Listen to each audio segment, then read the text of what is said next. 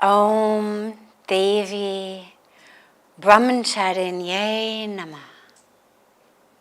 Om Devi Brahmacharini Namah. Om Devi Brahmacharini Namah.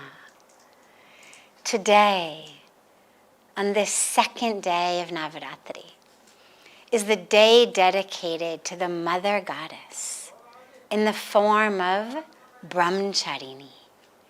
She is that incarnation or that form of Parvati who did the intense sadhana, intense tapas, in order to get Lord Shiva as her husband.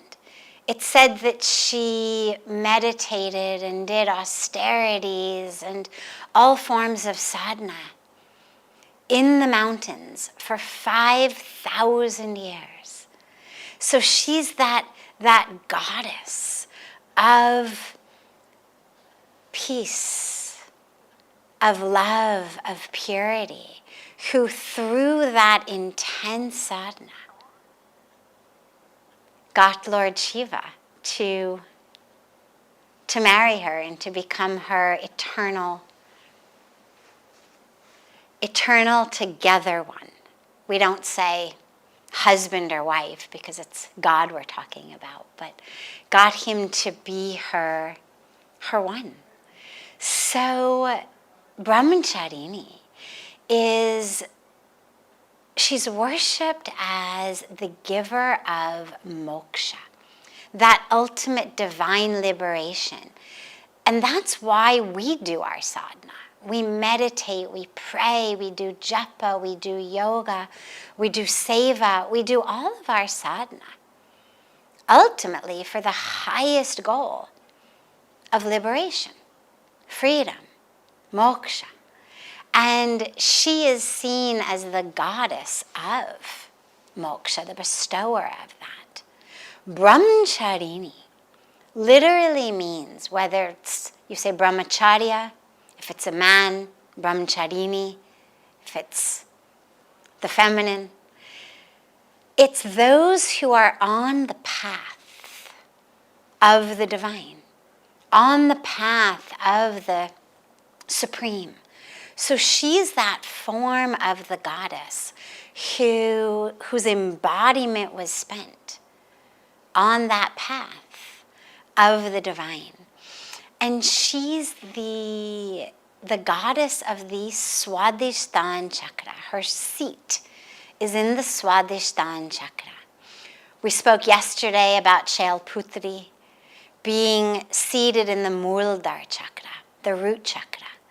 Well, Brahmacharini is seated in the swadisthana chakra, which is just a few inches up from our root chakra. It sits about 2 inches below our navel, a few inches above the groin. And swadhisthana in Sanskrit literally means the place of the self. Swa is self, and sthan is place. So swadhisthana chakra is that energy center at the seat of the self. And it's said that our consciousness really begins there. So she's the one who is placed in that seat where our consciousness begins, which is so beautiful because as that consciousness begins, we pray for that purity. We pray ultimately for that moksha, for that freedom. When our consciousness rises, as it goes higher and higher, ultimately we become free. So the evolution of consciousness, you can say, from the swadhisthana chakra moves upward. And we'll go into all of the other chakras as the different days go by. But today, we meditate upon the swadhisthana chakra, upon that seat of the self, a beautiful way to meditate upon it is with the breath. If you can bring your awareness to your breath, low in that swadisthana chakra, and as you inhale, you feel that energy center expanding, feeling the lotus petals just opening on each inhalation. And on each exhalation, as you exhale, just exhale back down deeply into the swadhisthana chakra. When most of us breathe, we breathe just from up here, high in the chest. But this is a perfect day to begin a meditative practice of being anchored in the breath, in the swadhisthana chakra.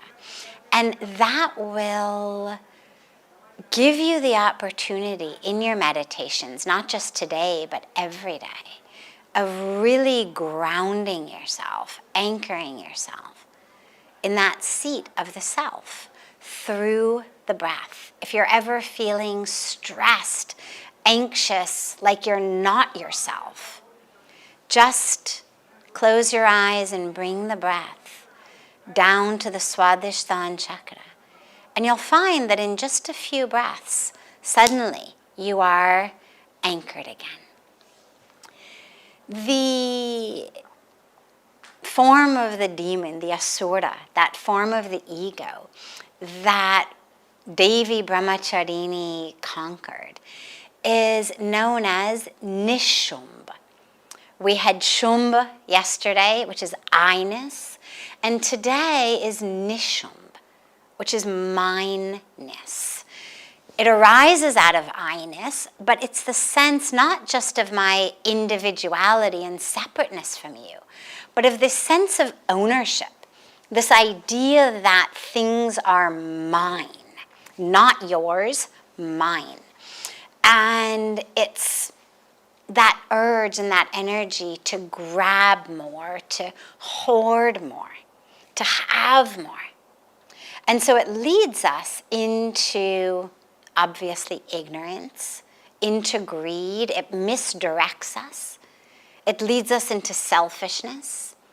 And it walls us off, of course, not only from each other, but from the true fullness within ourselves. Because the more I'm trying to grab and hoard and hold, the less aware I am of the very overflowing, abundant fullness of myself. So today we honor Devi Brahmacharini. We chant her mantra of Om Devi Brahmacharinyai Namah. Om Devi Brahmacharinyai Namah. Om Devi Brahmacharinye Namah. And as we pray to her, we pray for that peace, that joy that comes in ultimate freedom. And in that ultimate freedom, we pray to vanquish the sense of my-ness, that nishumbha within ourselves. Have a beautiful second day of Navratri, and look forward to joining together tomorrow as we move into our third form of the Mother Goddess.